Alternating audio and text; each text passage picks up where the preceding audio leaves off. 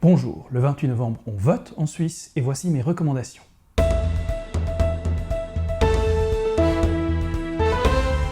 Premier objet, l'initiative sur les soins infirmiers. Celle-ci demande une revalorisation des soins infirmiers pour souligner leur importance dans notre système de santé et notamment pour lutter contre la pénurie de personnel infirmier dans notre pays.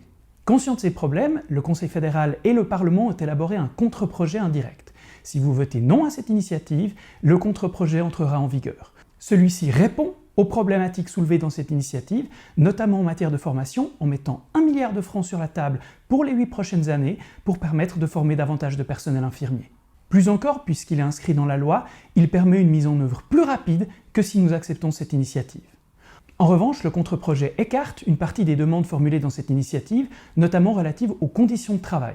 En effet, la Confédération n'emploie pas de personnel infirmier, ce n'est donc pas à elle de fixer les conditions de travail ou les rémunérations de ce personnel, mais c'est bien aux hôpitaux qui les emploient, et souvent indirectement au canton. Pour toutes ces raisons, pour permettre de soutenir la formation de personnel infirmier et pour une entrée en vigueur rapide des solutions proposées, je vous invite à soutenir ce contre-projet en votant non à l'initiative sur les soins infirmiers.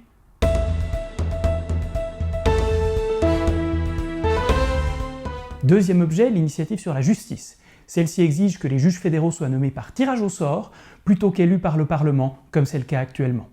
Mais cette initiative pose de nombreux problèmes.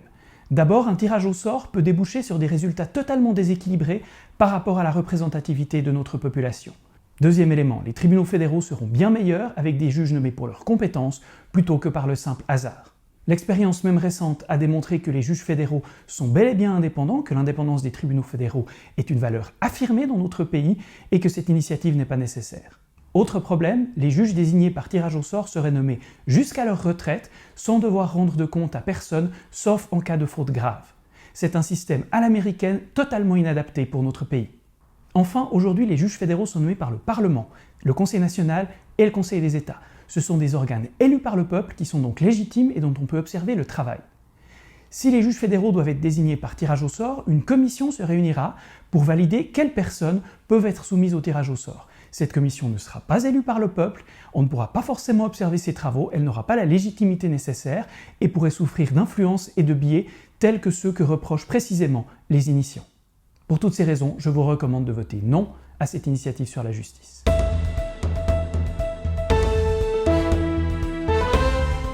Troisième et dernier objet soumis au vote, les modifications de la loi Covid-19.